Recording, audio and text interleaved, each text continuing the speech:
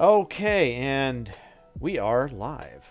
Back once again, reviewing the new Display of Power ARH set for Star Wars Destiny. I'm here with Beaconfire, and we are going to go through the neutral cards. This is part 3. If you haven't seen part 1 and part 2, you can go back to either the Twitch channel, or if this is up on the ARH YouTube channel, I hope you can take a look at it there. They certainly have permission to post it whenever they're ready. Beacon, how you doing tonight? I'm doing pretty good. Doing pretty good. Are you feeling completely ready for this weekend's epic battle of all Destiny of Destinies, the Display of Power release party? I don't feel like I've been ready this whole time, and the changes today just messed it up even more. So.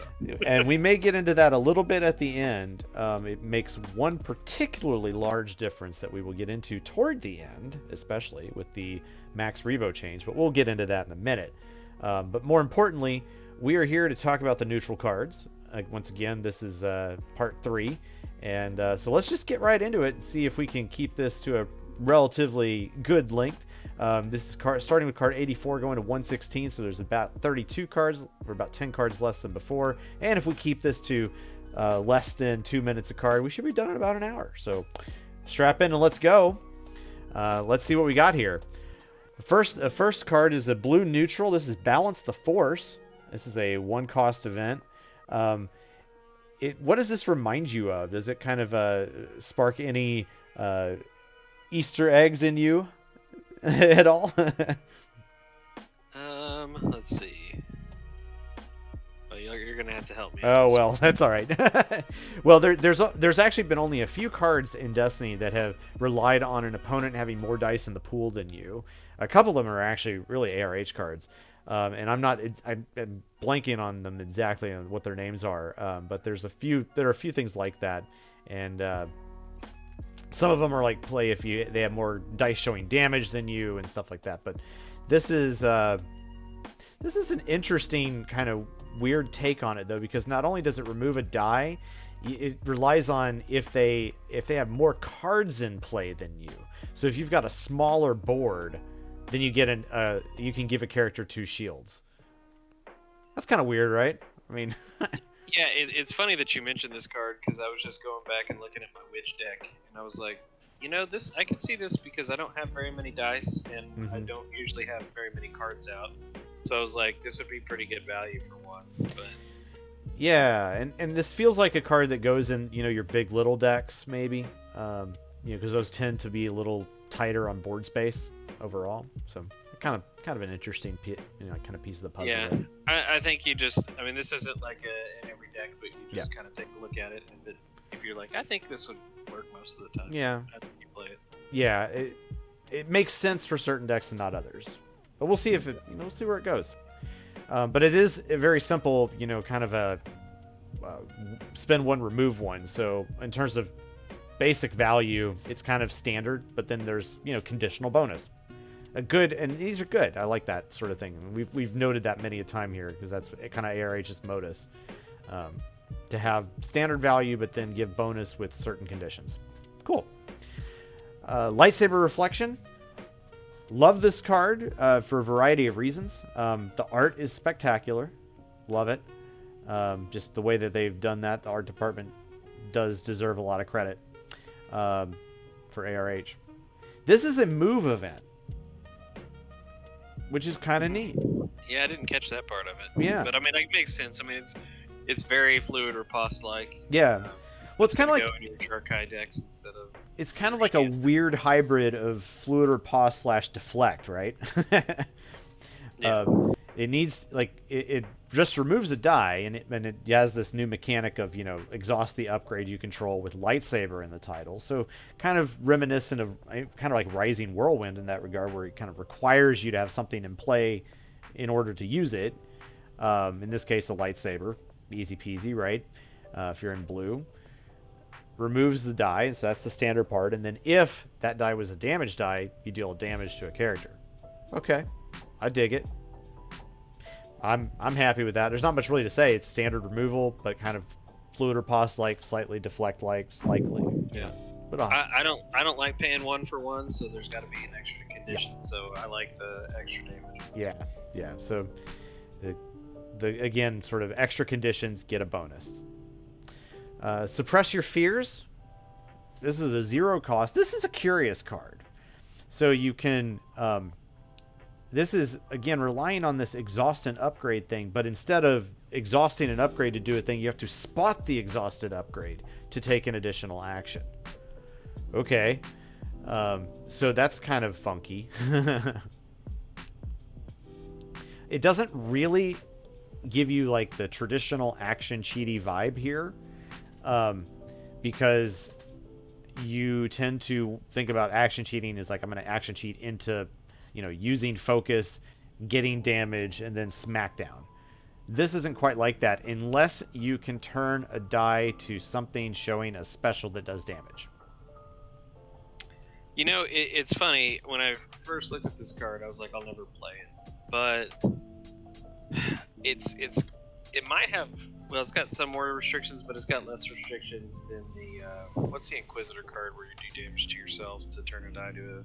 Yeah. I'm forgetting all the names of cards right now. Well, one is Why Take the Chance? Yeah, Why Take the Chance? Like, I usually played Why Take the Chance in the Watcher Career decks. Yeah. So, like, this one actually doesn't damage yourself, and yeah, you can turn your own die, you can turn their die, and it can turn it into a resource versus a blank. Yeah, so this is kind of interesting because it's almost like a straight up... Well, it's not quite an upgrade to Why Take a Chance, per se, but it does sort of enable you... So here's the funny thing. This almost is like a blue Reap without the ambush. Yeah. So that's kind of curious to kind of consider. It's like, is this the new way to ramp? And it got spoiled with Luke, so I know like the whole thing is if you do this with Luke, you can turn it to the special, and you probably already have an exhausted upgrade, so that you can keep going. Yeah. So certainly that's a kind of one of the things that you can get out of it. Yeah, for sure. Yeah, you can kind of chain it that way. That's pretty cool. Okay, so then we reach the Father. So this is there's not really much to say here about this. This is what enables the son to be played with the daughter and become the new Reylo deck, of course. But it has one extra kind of caveat, and that is you can do this little extra deal. If you resolve a character die showing damage, you can exhaust the plot to turn a character die to a side not showing damage, or vice versa. Oh my gosh, that's annoying. Yeah, I was gonna say they let you get that little extra bonus, so it's like Reylo Plus now. Come on. Yeah. That'd been sick in Reylo if that was the. Oh yeah, that'd have been in Reylo. My goodness. Turn it over to that. I'm gonna hit you with the 2 melee. Turn it over to a special. Yeah, like smack you multiple times in a row with that special. I mean, come on. Yeah, roll the special. Because it hits the shield, it rolls back in, and then you turn it to a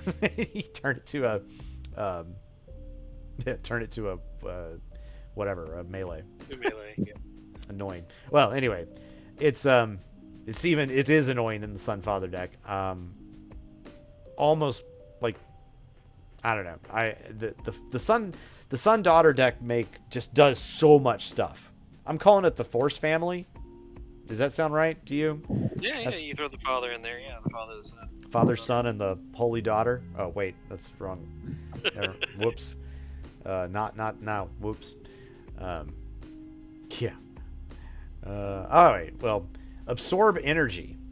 This is a 2-cost ability that after the character takes damage, you can resolve the die at +1. So it's like a outright better version of Counterstroke. That seems pretty good. And no blanks. Well, okay. No blanks, but you have the 0 resource. So the cool thing with this is Guardian. So you Guardian a die, and you can just immediately resolve this for +1. Yeah. That feels pretty good. Or if you're playing this in the Sun deck, then you deal an indirect to yourself, and then you get to do it again. Yeah. Yeah. Do you think though that, like, I don't know, what with the Obi-Wan deck in particular that wants to use it's one of the, like, what are our blue guardians at this point? Jaro, Obi-Wan, who else? Savage. Oh, and Savage, yeah. So typically, I'm not going to want to play this on Savage because I think Savage is probably going to die. Jaro, I could see playing it on Jaro because he's he's kind of a beefcake. And I don't know. Do you really want to play this on Obi-Wan though? Probably not. But I mean, I don't know. It's interesting. Just a food for thought. I like this a lot. Yeah, I like the card a lot, but I'm not sure I'm going to play it. I'm not sure yet. I mean, I built with a few Obi-Wan decks thus far. Granted, they're like single die Obi-Wan, so you can take that for what it's worth. But I haven't put it in yet. I don't know. I don't know how I feel about it yet. Man. Yeah. 4 cents. Another card I'm not sure exactly how I feel about. On its face, it looks really good. Die size are huge. Is this the No, it's not a Xi'an Mastery parallel. I was like, does this look like a Xi'an Mastery parallel? It's got an extra 3 melee. Yeah, it's 3 melee, 2 shield in Xi'an Mastery. So it's close to Xi'an Mastery, but not quite in terms of its Yeah, it's more likely to hit the 3 melee, but the special doesn't feel as good. Yeah.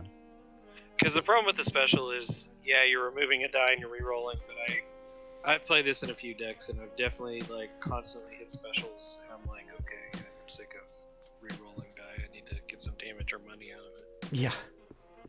Yeah. I'm not entirely sure how I feel about it yet. But overall, it seems real good.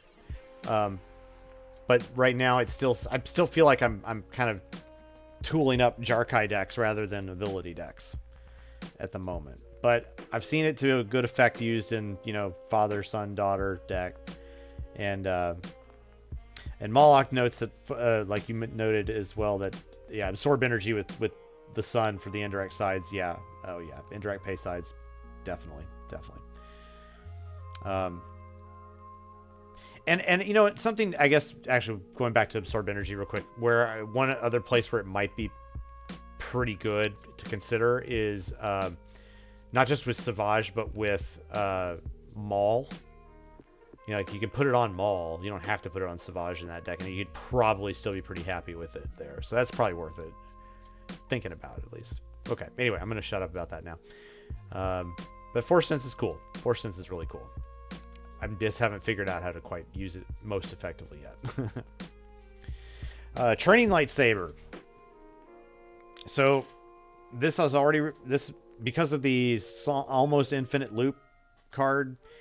It's already been errated. Got a day 1 errata, sort of, to where it no longer just discards the upgrade. You have to set it aside, so you can't just bring it back and hit, discard it, then play it again, discard it, play it again, so on. In order to just go crazy.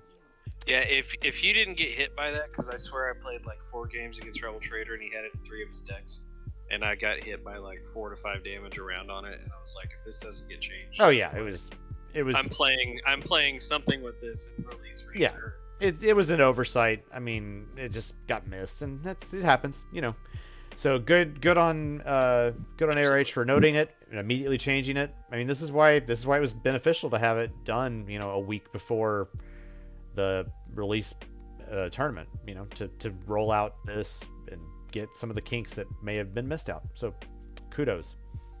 But otherwise, the other cool thing about this is that this is a cute little way to buff Cal Kestis with Path to Mastery. Since Path to Mastery can pull a training card, if you're unaware, our dear listeners, Path to Mastery pulls not an ability with training, but a card with training. So yeah, it's a great card with Cal Kestis and Cam and Path to Mastery. Bring it out. Because you can choose if you get the right weapon or the right ability in your hand, you can go for the other. From Path to Mastery. So I like it a lot for that reason alone. Well, and cool for Path to Mastery, just off the top of it, is it's free, so you get to keep your resources. So. Yep. Yeah, and so that's another way of even, kind of a different way of accelerating your Jarkai deck a little bit. That's kind of cool, right? Yay! All right, so Jedi Temple. This is a new colored battleground.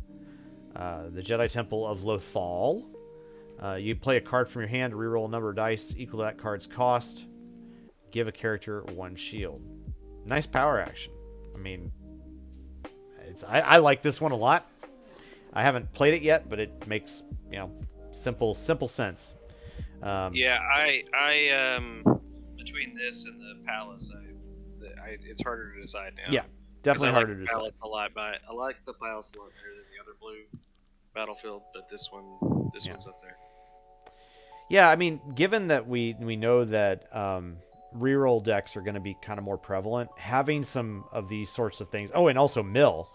Yeah, having some opportunities to get yourself some rerolls that don't require you to to sacrifice a card. That seems pretty good. So definitely approve. I've played this a few times, and I always forget to give myself a shield. Yeah. Well, we all have weaknesses. Hint, hint. Norman missing like pings. Yeah, I don't like shields. Battle tactic. This is a pretty standard pay 1, remove 1, but it's got ambush, and the condition is that you have to remove a die showing the same symbol as another die in the opponent's pool. I mean, pretty standard stuff. I don't think there's really much to talk about there. Do you agree? Yeah. Yeah, it's 1 for 1 with an ambush school. Whatever. Name the system. All right. This is an interesting card. It feels like it was tailor-made for my man Callus. You spot a leader, reveal an opponent's hand, and then you turn a character die to a side showing the same value as a cost of the card in that opponent's hand.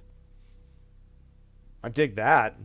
So, like, if you get a bunch of zeros, you turn one of their dice. You see a bunch of high stuff, turn one of yours. Love to see that. Yeah, I think it's cool. And with Callus, it's a paint. Yeah, I was gonna say there's certain decks like Callus and stuff like that. It's cool. So. Yeah, I've slotted it into my Callus, Reiko Callus, like updated build, but I haven't played it yet. I like the card on its face, but I'm not sure that Reiko Callus can quite hold its own right now. And it's gonna need some serious revisions to get back in shape, I think. Losing Covert Mission was a big deal, but that's a whole nother thing. But it's a cool card. Kuat Drive Yards. This is a build-around card. I like it. I'm not sure how good it realistically is. I think it's pretty fair overall, in that it's kind of like... the way I kind of think about this is like it's like a profitable connection, but it loses tempo. So if you're okay with like losing a whole lot of, like potentially a lot of tempo, it can get you the 2 resources. It also presents you with risk, as opposed to profitable connection, which just auto gives you the resource from the start. This means you've got some risk. Like if you don't hit the resource sides, you ain't getting the resources on this, and it restricts it to cap ships. So I think it's like appropriately costed overall. Yeah, I don't know. I want to see this work. I think my issue with it, and I like where you said with like profitable connections, it's immediate, but also it can be played on anything. Like if you're playing capital ships, like this is costing you a die on a red leader most likely, and a lot of those people have 1 to 2 resource sides. Yeah. And so it's like, is it really worth giving up that extra die to do this? Yeah. I'm hard pressed to pay for this. Well, I mean, are you giving up a die? Really? Well, I mean, a 3. Like if you're playing, because you could play like 5 die or even 6 die now. Yeah, I mean, if you could manage to, off those 3 points, get yourself, 2 more dice out of whatever your team is, then maybe that's different. I guess if you have it built how you want, and you have 3 points around it, and bait is profitable or this, and you're gonna play capital ships. Yeah. I mean, it might be worth just trying, but a lot of those capital ship decks too. Like if you have yellow mixed in, you're probably trying to play Tuscan too, so you can't use this. I don't think you can even fathom frankly using this in a non-mono deck. personally, yeah, because it's a red die showing a resource, not just a die, yeah, right? absolutely. So I kind of feel like this sort of locks you in, and so I mean, I think your analysis of the value though is appropriate, because that's where, like, well, what is the value of that extra die? Like, I to me it's like, okay, it's, I don't know, it's kind of custom built for Nita, right? Well, yeah. So you have to look at Nita as what a Yeah. 15-point character now. Yeah. Is he okay as a 15-point character where, he has the possibility of just outright? Well, I mean, he's got a focus side on himself too, right? Yeah, he's got a 2 focus. Yeah, so you probably are like, you activate your other red dude, then you activate Nita. If you hit the resource, you're automatically doing that. If you're hitting the focus, you're going to resolve that. Go to resources, blah blah blah blah, right? So, you can see where it would still have efficacy there. The question is it really going to work? And in a world where mill is just rampant, potentially, are you willing to put yourself at risk? I think you have to run. With Nita. I mean, there's some arguments for why it should still work, though. So, like, if you're pulling the cards with Nita out of your deck, then you can. Then if they get discarded every turn, well, until you're ready to actually play it with Kuat Drive Yards, like, you feel okay with that. At least you probably will. I don't know. What do you think? I mean, is that... Well, Nita can also pull from the discard pile. So yeah, that's the point, right? You can go grab it. But... yeah, so it's like you're sort of in a slightly more protected state from discard until you need to play the card. And even then, like, maybe you put 3 cap ships so that you're always able to have an extra card in your hand, right? I mean, that's... does Kuat Drive Yards beat Mill is really kind of the question, right? With Nita. I've stumped Beacon. I don't know what he's flabbergasted. No. Yeah. I don't know. It's hard to say. But I really like this card, and I want something to work, but I don't know what it does yet. I don't know what it's supposed to do. I mean, it's possible. It is entirely possible that really what you ought to be doing is like some sort of weird, like, Gar Saxon and Nita variant. I don't know. It's just strange. I don't know. Somebody can build it. Somebody's gonna figure it out, and it's just not gonna be me in the next 2 days. Oh yeah, absolutely. All right. And I want to note actually one other thing. Name the System is an Intel card. But finally getting to the point where we're remembering to put those the dadgum thing. Like, Slice should have been an Intel card for long ago, and now it finally is. Thank you, guys. Notable. Surprise Tactics. Now that Cassian's gone. Yeah, now that Cassian's gone. Thanks a lot, guys. Yeah. But, whatever. I will not raise my beef again. All right, Surprise Tactics. Yet another Intel card. It's almost like we should be needing to spot these for some reason, or have them. Huh. Okay, well, Surprise Tactics. This is another support Intel. Not a whole lot of those available. I don't think... Is this the only support Intel? I think it may be, actually. Yeah. Anyway, you can set the support aside at the upkeep phase to take control of the battlefield. Okay, cool. Is that another, like, Commander Pyre boon there? You like that? Yeah. I mean, it's okay. Yeah. I guess the one thing I do like about this is it's a May. So, like, if you already have the battlefield, you don't have to sack this. Where, like, what is it, the tactical advantage or whatever, the one where you tick off the always resource. Happens, yeah. You don't have but this one's like, no, it's going to... You get the choice if you want to... Yeah, so emphasis on the May right there. Good point, yeah. Another card that got a day 1 errata is the Tidarium. I wanted my lightsaber Calcestis or whatever they were going to do. Well, there is one thing you can do that's really silly with this card still. You can make, like, you can make one of your characters a droid and then Meeber Gascon in. Oh, nice. Yeah. So it's like, okay, a pseudo, like a one, to me, it's kind of like, well, okay, that's like cute and all, but it requires 2 cards and you get a Tidarium die, and it costs you 3 resources in total versus, paying 1 more resource, and getting a general die to do the same thing. So, okay. Yeah. And the coolest thing I've seen, I haven't seen the beaver thing, but is just making, I think Java turns into a droid and then Grievous rolls him out. that sounds like fun.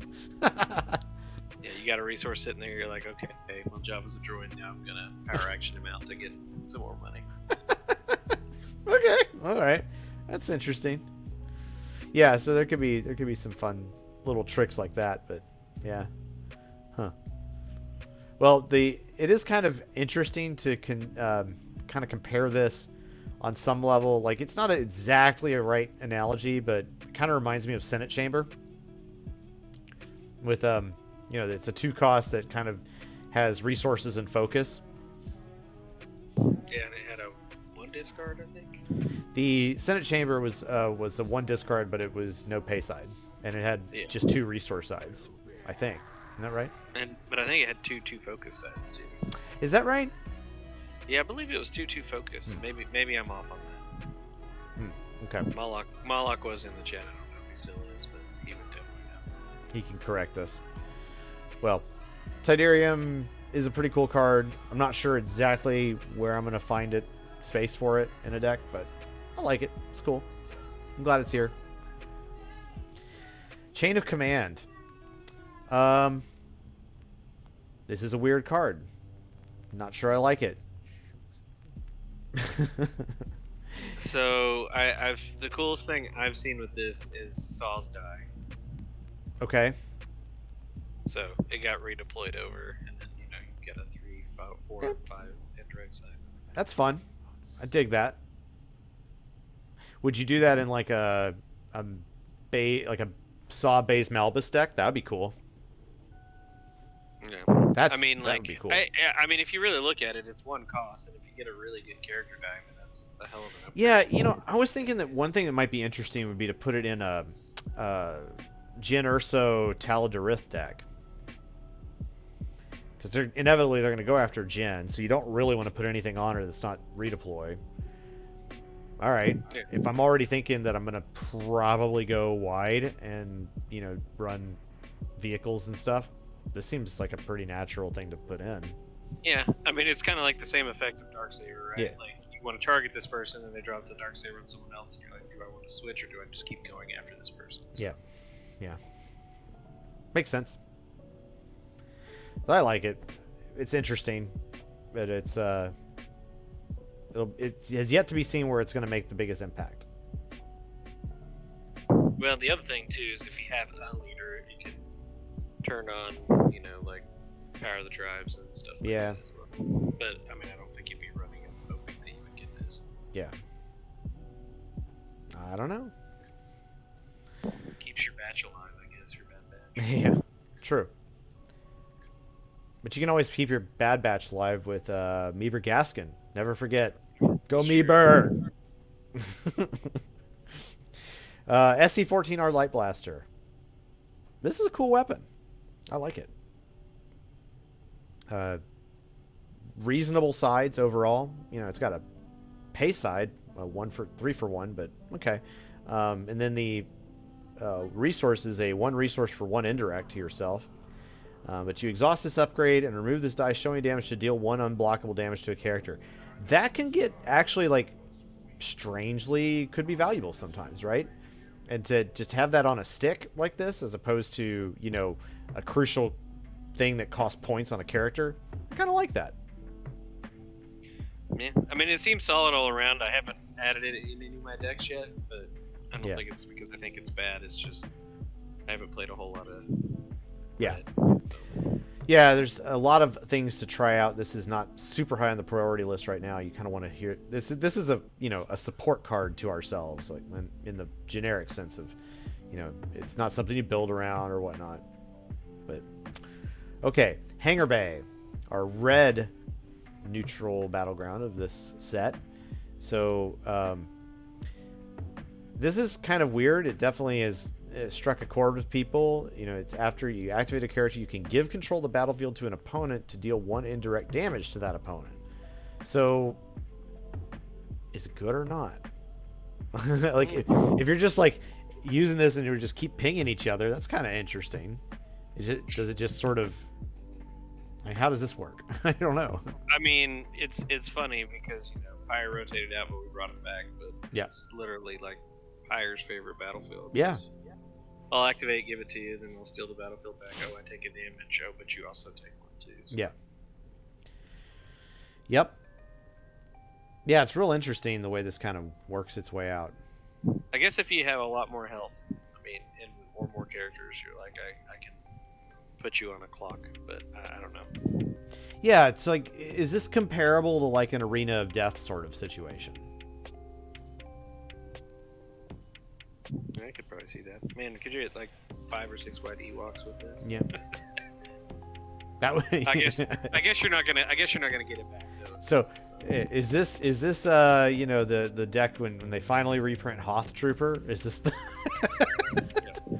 You're like, well, I can ping and ping. Well, but actually, like the problem with that thesis, realistically though, is that it's a May, and so your opponent has to give it back to you for you to be able to use it again.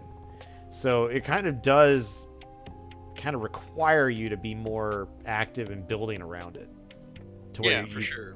You need to be able to claim first and or steal the battlefield so you can at least do the damage. Yeah.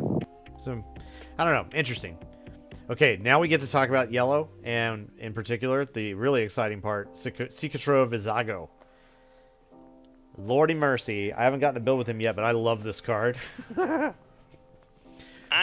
I played a couple games with him. He's really fun, but man, I feel like he never has damage sides. Like, I only ever roll 2 disrupt, 2 discard, or a resource with him, which is fine. But I'm like, well, that's you just law of large numbers, right? Regressing to the mean. So you'll eventually get there. But I mean, like, cool character. I think that's, but I do think that's like the only thing is like, because he is going to be quote unquote your big.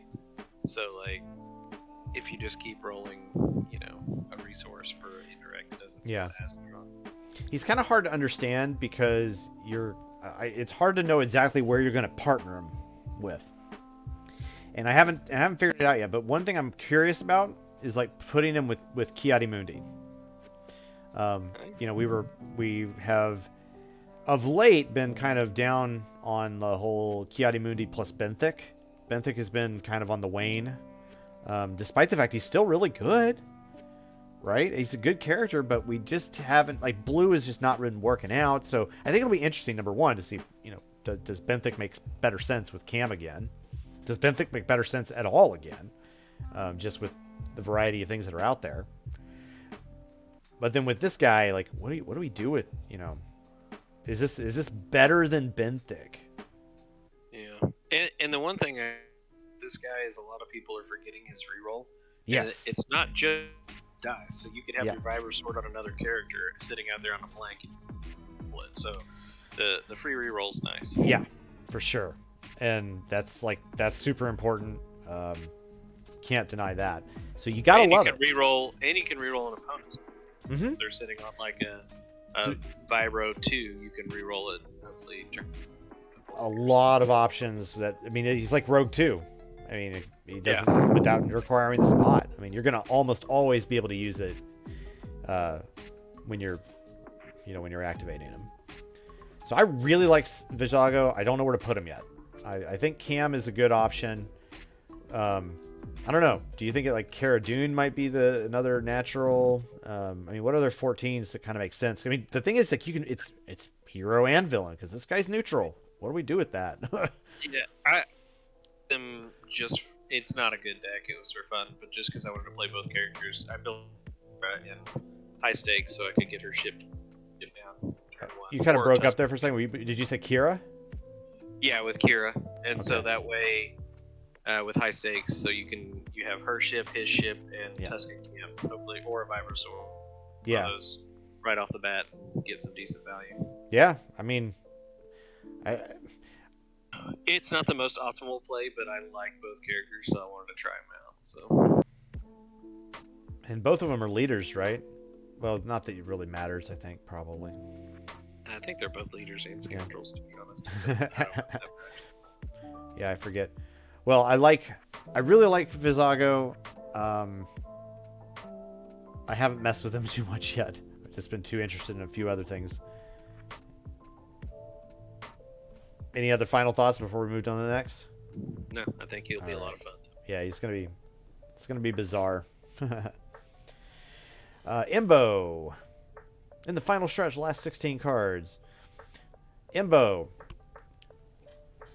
He made it to the game finally. We've seen him on a few other cards here and there, but finally we have a character. This guy was spoiled pretty early. You can resolve his character dice that are showing damage as if they were showing a shield if he's...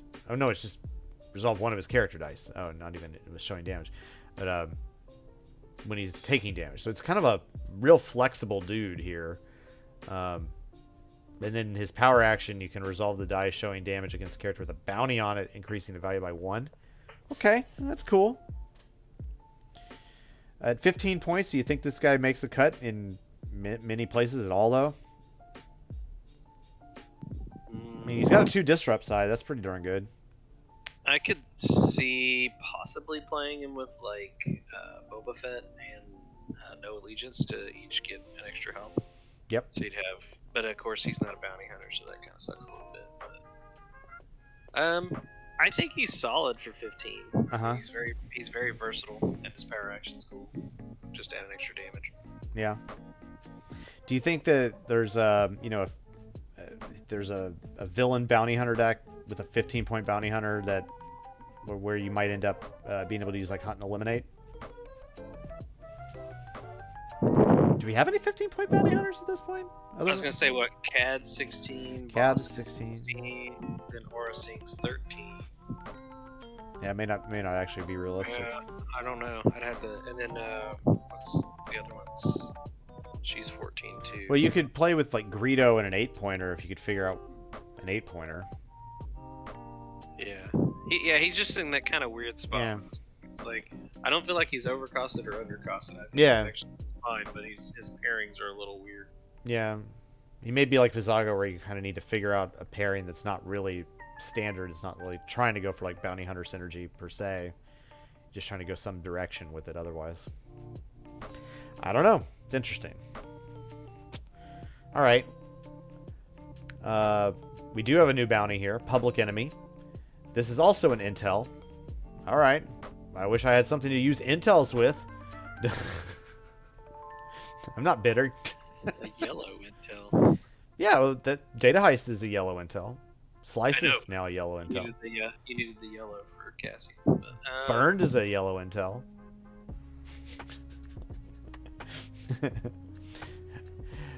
This is, you can only play if it's about a bounty hunter, and then yeah, you can you can basically use this if they play a neutral card. You can deal 2 damage. Seems like it's actually pretty decent. I mean, if you operate it, if it happens on 2 turns, it's better than a lightsaber throw, right? Yep.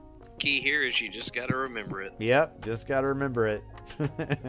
Dead or alive. I've forgotten that way too many times. Yep, so. that's right. Dejarik. Okay, I have a question about this card.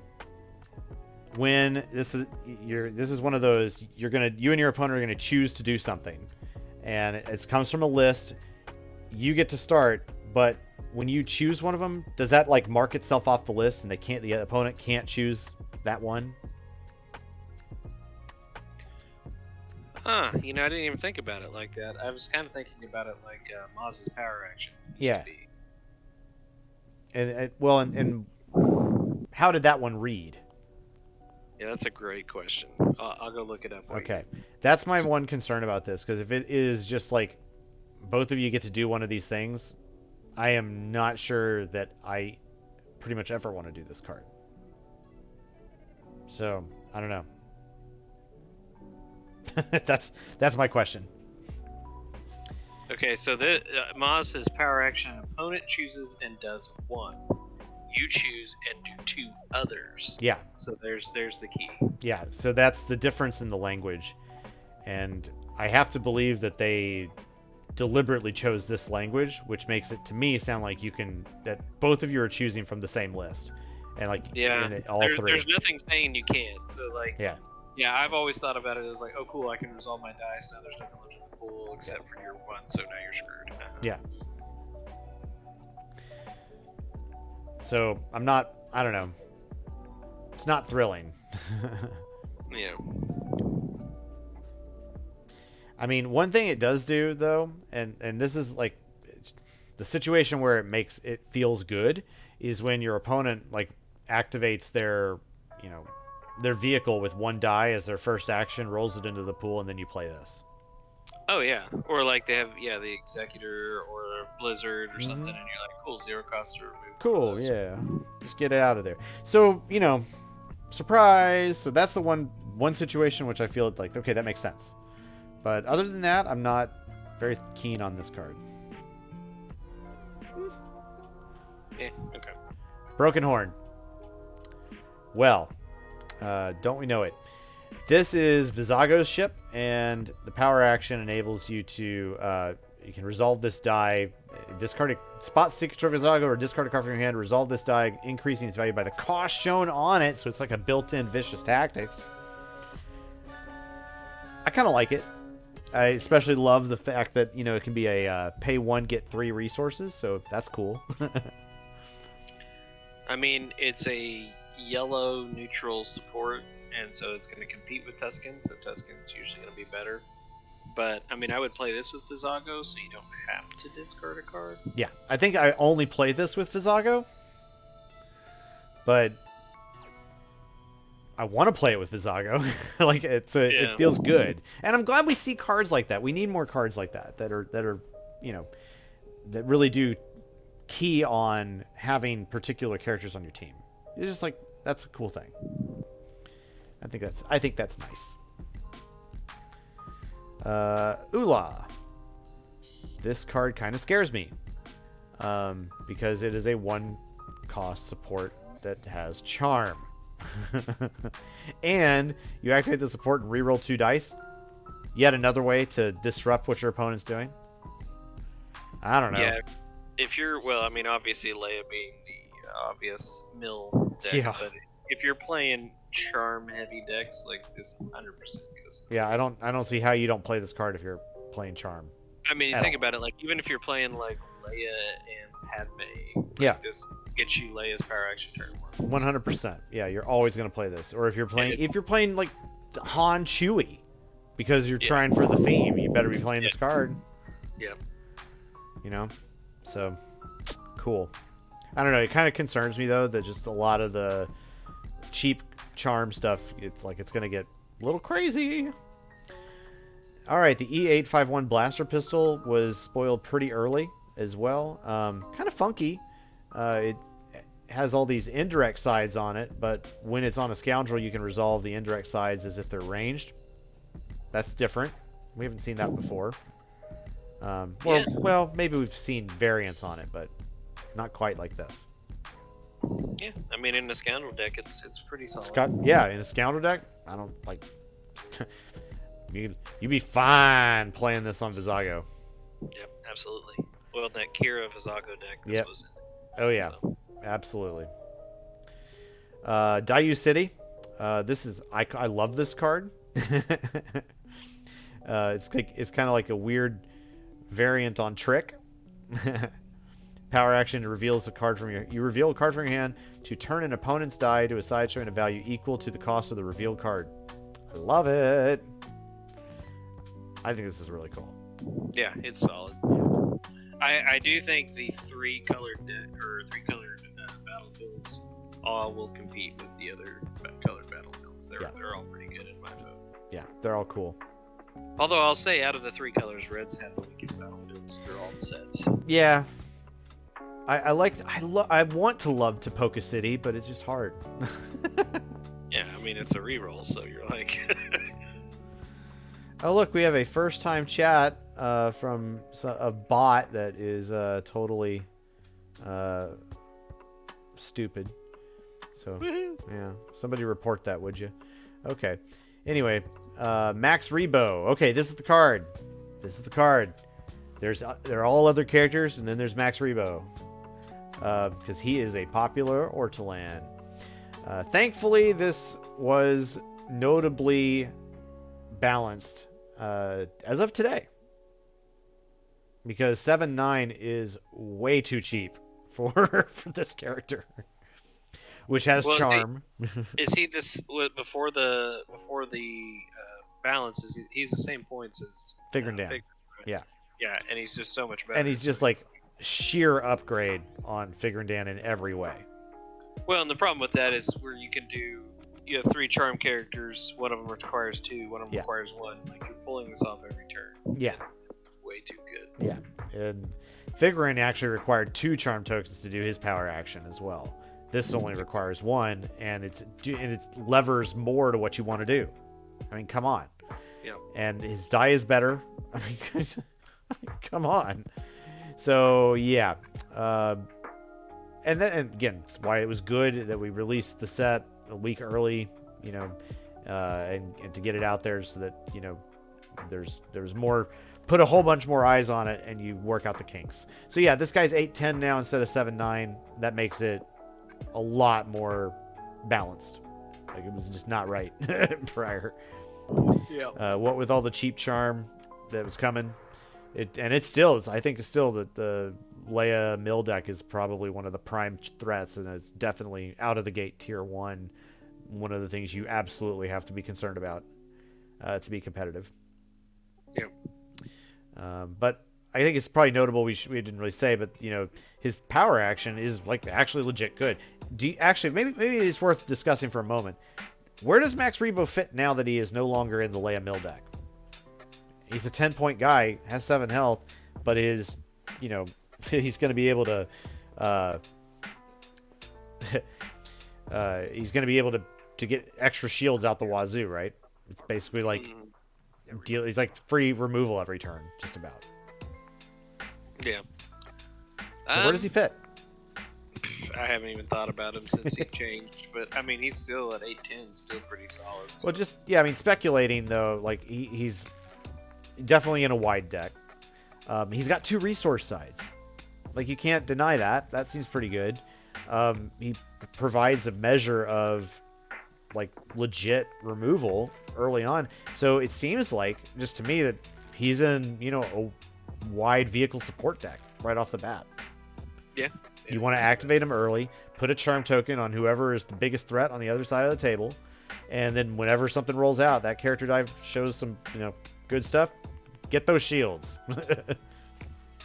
Yeah, nothing like the 8-point character nullifying one of Vader's dice. Every round. Yeah. I mean, that seems like it's just speculating, off the top of the head. That seems like where he goes. Yeah. But hey, good. What do I know? All right. Guarded. This is fun.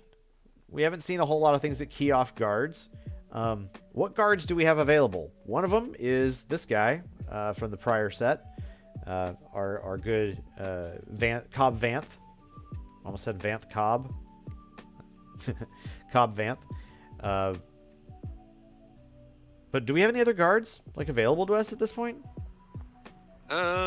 Yes. Not everybody with Guardian has guard, but there's definitely a few other guards. Chewie doesn't. Jaro doesn't. Right? Do the little 7-point droids? The 7-point droid, yeah, I think that does, yeah. I think they do. Yeah. There's a couple other. There's not a ton, but there's a couple other ones I just can't think of off the top of my head. Yeah. I don't know. Well, at any rate, we haven't. So this has limited usage, but okay, cool. But when you activate a guard, more than likely the guard has Guardian, and as such, then you're kind of getting even more out of that guard. So one kind of interesting kind of question to ask is does this legit make Cobb much better? Because it kind of does. Cobb now activates you with this card. You'd be activate him, you reroll an opponent's die, you're removing an opponent's die, you're guardianing a die, and then you get to resolve one of your own dice. That seems pretty cool. Yeah, it's not too bad. Yeah. It's a lot of stuff. So it'll be interesting to see if it kind of begins to make a play. Mimic. It's got ambush. It's 1 cost. It's okay. I mean, this is one of those weird things, like, does it interact with Tidirium, and why should I care if it does? Yeah. But it seems all right. But kind of just overly situational. So, okay. There's enough. I mean, everybody and their dog is a leader now. So, like, even Vader. So, there's a lot of ways for that to work out. And it's any card you have in play. So, you know, okay, cool. Weapon, ability. All fine. Okay. Anything else there? No. Yeah. Outwit. Oops, I didn't quite mean to do that, but zone in on this card. Outwit. So this is our 0 cost way to discard a downgrade on a character. Yes, please. So it's actually, like, what's kind of funny about this card is that this actually has kind of action cheating capability. So if they're playing that weak mind on you, I kind of want to slot one of those into various kinds of decks just to, in the event that it becomes, like, really viable. It's like, put a bounty on me? Okay. Here we go. So I actually kind of love this card. But I don't know. Like, I want to throw one in a deck for this weekend just because I know I'm going to see a weak mind at some point, right? Yeah. Well, and I like it because, Unshackle cost 1? Yep. And so it was already a situational card that was very, very situational, and this one at least isn't going to cost you money to do it. Yeah. Yeah. So it's better Unshackle for us. And that was kind of the big reason why we didn't like playing Unshackle, even when it became necessary. It's because it was always like, oh man, I have to spend a resource to do this? Crap. But yeah, this is like straight up better. Yeah, I was gonna say I like that this card exists. I don't know when I'll slot it, but if it becomes a tech card, you have to tech in, and at least it's not going to eat up your money. I suspect that this weekend may be the time to play it. Because people are going to do it. They're going to play Weak Mind. I think a lot of people are going to be on blue. A lot of people are going to be trying blue villain. And it's going to... Like, Weak Mind is going to make an appearance. And there's going to be the inevitable person. Polyfly, I'm talking to you. He's going to be on Bounty Hunters. I'm sure of it. 86, he's going to be on Bounty Hunters. You know, this is your anti-86 card. There you go. Well, and so it's a downgrade, so it doesn't matter the cost, so it can take off the inhibitor chip. Yeah, that card I hate so much. Yeah. So yeah, I kind of feel like this is a card that I want to have in a deck just as a one of, to combat that like in a lot of competitive scenarios, like a tournament like this weekend, it makes sense to throw something in like this. But yeah, that makes sense. Base of operations. I love this art. I kind of hate the card though. Kudos to Viano for doing yet another awesome piece for the crew. I appreciate it, but I don't like the card very much. So for 2 points, you're guaranteed. I mean, obviously you're not playing it if you don't have power actions on your characters. Well, it's on a card you control, not just a character. Well, yeah. Well, you're gonna have to make sure you have power actions on the cards you're playing. Yeah. And then it's just a free reroll, but you have to exhaust the plot, so you can only do it once. Yeah, once a turn. You have to have the battlefield to give a shield. Yeah, 2 points seems kind of high. Yeah, it's frustrating. Like if this was one, so that's the debate. If this was one, what do you play? What do you play it over?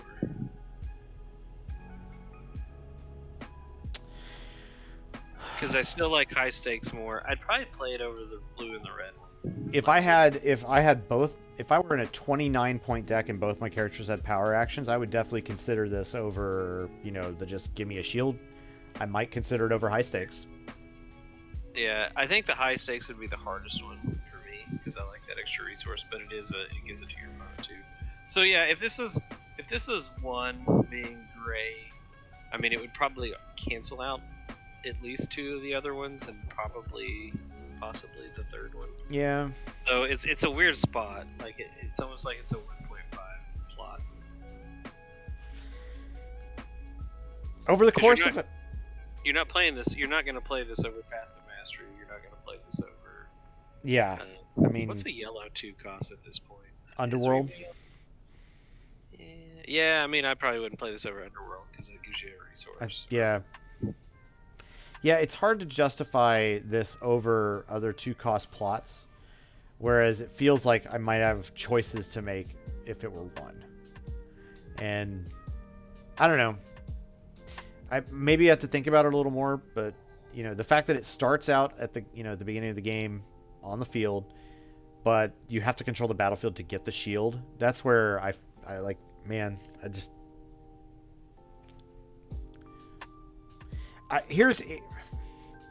don't know. If it said you may exhaust this plot to reroll a die or gain a shield. If you control the battlefield, you may do both. I think then I might be to where I get to have the choice on the first. Yeah. Or then maybe if you control the battlefield, you may give a character an additional shield. Then I begin to think, oh, okay. Like, it just doesn't feel like I'm getting quite the value that I really need out of that. Okay, anyway. Yeah, anyways, okay. Moving on. Yeah, moving on. Calicori. The card for your Twi'lek loyalty deck. Yeah.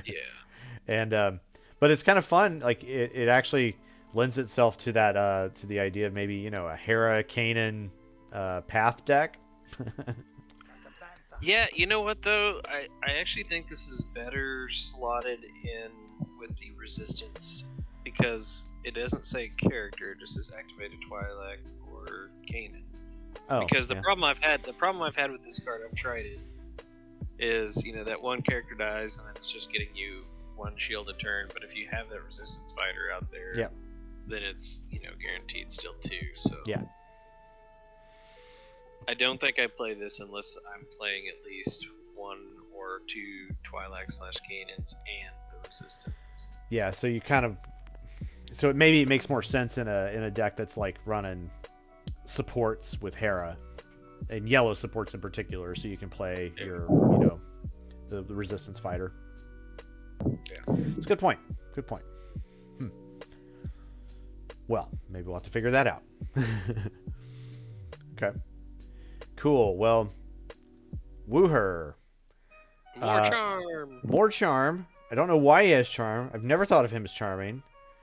Guy does not like droids. Well, here's the thing, though. Is this a good card? Because it kind of looks good.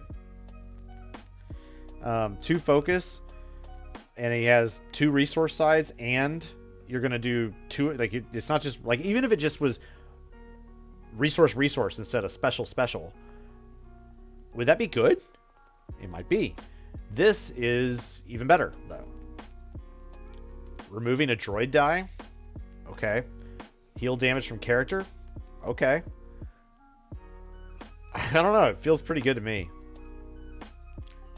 Yeah, it's one of those cards, like, I think it's good without the charm, but I still have a hard time slotting it in. But in a charm deck, it's like a no-brainer. Oh, yeah, and a charm deck is a no-brainer. Absolute no-brainer. But in a non-charm... But, I mean, he's a good support. I mean, yeah. The sides are... I mean, the one disrupt is, it could come in handy, but it's not amazing. But yeah, it's kind of like suffering from plethora of options at this point. Yeah. Yeah, I mean, the two resource sides is never to be trifled with, but does this make sense because it also does more on the special and has two sides as well? Well, okay. I mean, I don't know. it's interesting. I like the card. I want to like it, and I'm not sure where I'm gonna slot it in above certain other things. Ugly dude though. Yeah. And this also is a Echo. I know what you did here. This is a direct pull from the Star Wars CCG Wooher image. I mean, it is that image basically. So I saw what you did there. Yeah. MK sniper rifle. This card is pretty cool.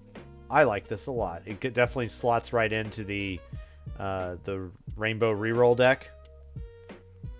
Rainbow Reroll. Oh yeah, I mean, yeah. If you have the ability to reroll it, I mean, it's pretty good value.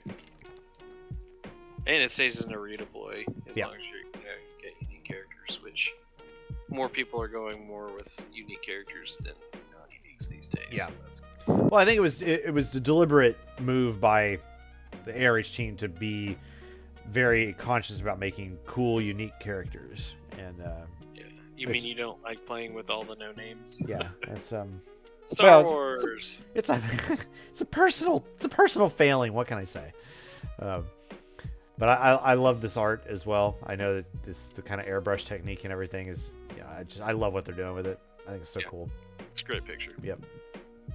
And what is it? Ming Ha Wen. I just love her. She's fantastic. Yep. Our final card, Jawa Trade Route. This is our neutral battlefield of the set. It rolls a Jawa scavenger die into your pool. You resolve it if you're able, and otherwise you got to remove it to take a resource from an opponent. This is pretty weird. What do you think of this? I mean, it's actually not a bad battlefield. I just haven't looked at it at all. Well, the interesting kind of reminder here is that this is the Jawa Scavenger is the guy that has like the pay 1 for 2 ranged side. It's not the one like the Claudite doesn't have a pay side. He just has the indirect sides. Yeah. So I mean, if you don't have $1, then you can't resolve that side. And then you take a resource from an opponent. It also has. So it's a 1 gun, 2 for 1 gun, disrupted, and resource. So, there's 3 sides that can get you a resource, and 3 sides that can disrupt your opponent, and 2 sides that do damage, I guess. So seems real good. Pretty good. Now, obviously, if they're out of money, or you have money that you don't want to spend, then it sucks if you hit that neutral one. But it's still not the worst thing because you're doing 2 damage. So.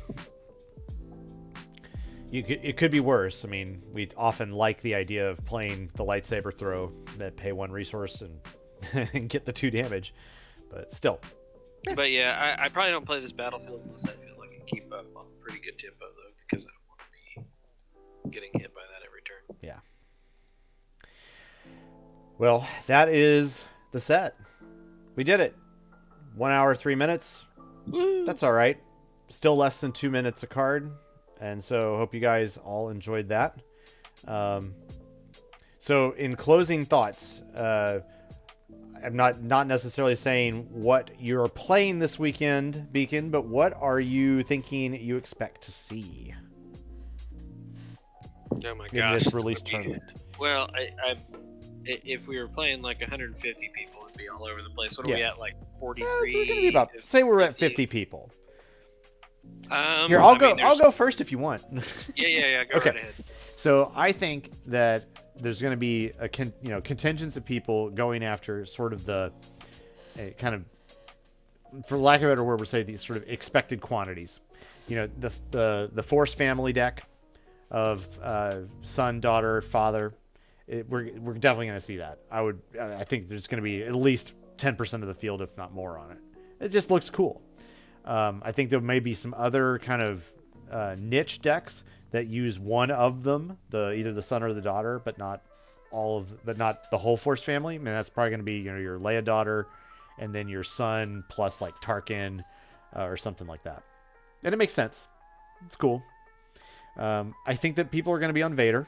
I think people are really interested in doing stuff with these new blue cards, because blue villain and just villain in general has been so absent. I think people are going to be just interested in doing that.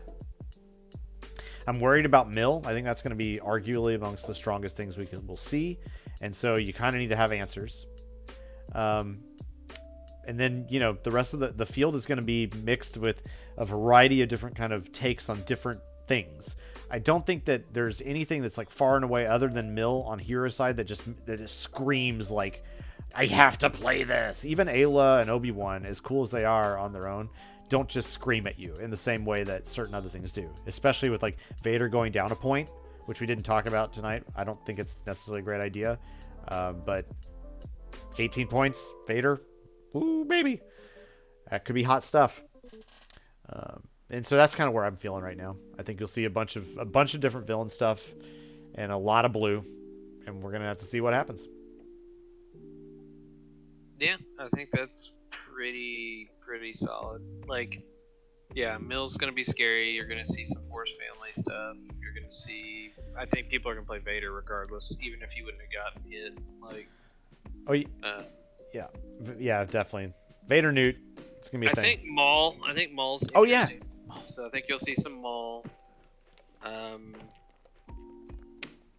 You know, support decks and crazy combo decks seem to take a little longer. I know the Rainbow Rerollers has been kind of going around, and I've seen kind of mixed results with it. So, there'll be people on it for sure. Yeah, absolutely. Well, it was in my top 3 or 4 debating, and I'm still there. But I don't know. It'll be interesting, and I think too, like there's some decks that are just like that might just destroy a Vader deck very easily, but are weak to Mill, and then Vader might be strong. So matchups are going to be pretty key too. Yeah. I don't think there's one deck that's just like, oh, I can handle everything. Maybe Mill might be the best all around, which is sad. Yeah, but there definitely are ways to kind of, like, it'll just be really interesting to see if there are some of these decks that have better efficacy against Mill than others. Such as, like, the Kuat Drive Yards deck. I think it's interesting. And then if and then if somebody's playing the Yoda X deck, whatever, that's going to go to time. And then Game everybody Slayer. starts... Nobody wants to play Mill, and everybody builds against it, and they just get beat by the regular decks. Yeah. And that's entirely possible. Yeah, it's gonna get weird. I forgot about Maul. Maul is gonna be definitely prevalent. I don't think we're gonna see much of like some of these other folks. Like, I think people are gonna be interested in too many different things to go after, like Kira and Vizago and Embo right now, and some of these other yellow dudes that like are really curious, but they're kind of mind bending in how you're supposed to use them. Yeah. So I don't know what we're gonna see in that regard. I'll also make a prediction that there will be nobody, unless I decide I'm gonna go completely dark horse, who will be on Jen Tala. Nobody's gonna do it, so that may mean I have to do it. You're like, I'm the man for the job. I'm the man for this job. I mean, somebody's got to save our girls, right? Yeah. You go right ahead. You go right ahead and be that guy. Be that guy. I will be interested if I've seen some people are starting to play a little bit more with Hera. I'd be curious to see a really good deck. I've seen it been played. I've tried it. I haven't seen it win.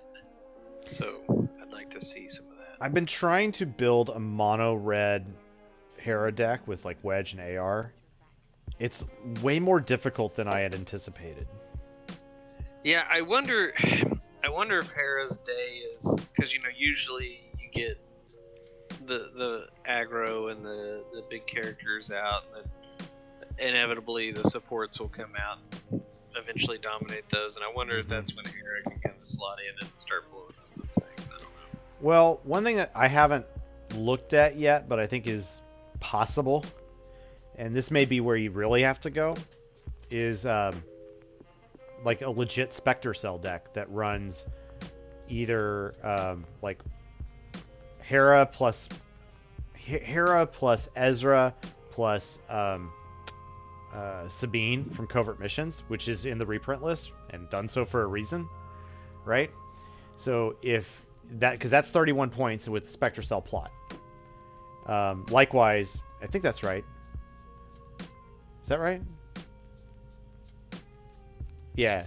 Well, you can also another way to do it is you can rock with the Covert Missions canon, which is on reprint list. Yeah, because he's a point. Yep. Single die, right? Yeah, so he ends up being like, you could do that with Ezra, who his lightsaber didn't make it, did it? No, it did not. So he's not the scary target that he always was. Like Yeah. Even single die, you're like, I gotta kill this guy because if he gets a saber, it's annoying. You're right, but it's also like, yeah, there's no action cheating. Though. You also, yeah, well, yeah, there's no action cheating anyway, and furthermore, I think, you know, well, there's no modified side either, no pay sides, so like you're much more just kind of open. I don't know what it looks like yet, but I think there may be a Spectre Cell deck that has yet to be discovered, and that may be where Hera actually is the best. I don't know, because I'm not like, it doesn't feel right to play Hera in mono red right now. It just doesn't it doesn't seem to work with Wedge. And 2-wide, she just I don't know. 2-wide with her, she doesn't feel strong enough. Well, I mean, another thing that I'm kind of curious about is with Zori. Like, Zori is also like just these big old indirect sides, and she obviously in yellow, and then has this extra efficacy on doing what you need, which is to getting resources. So then you play like Gazani cruisers and stuff like that, and you know, just rock that as part of your contingent. Like, so you actually have like, I have 2 cost vehicles that I like that provide me usefulness, and I want to resolve those resource sides, and like there's a lot of things that might work with that in that realm, but I'm not sure yet where the right way to go. Yeah, we'll see. Yeah, it should be fun. It'll be fun. Yeah, I'm looking forward. And you know, hopefully Leia doesn't win it all. But we're gonna figure out how to crash that deck into the ground. All right, shoot it down, shoot it down. Well, I think we're gonna call it there. We've now expended our 72-minute, which would have been 2 minutes a card show. So there we go. We did it. All right. Well, thanks, viewers who are sticking with us. And if you're enjoying this on YouTube, thank you for sticking through the whole thing. And then if you haven't already, sign up for the release tournament on Saturday. Go to swdrenewedhope.com and get the details. Catch you later. Bye.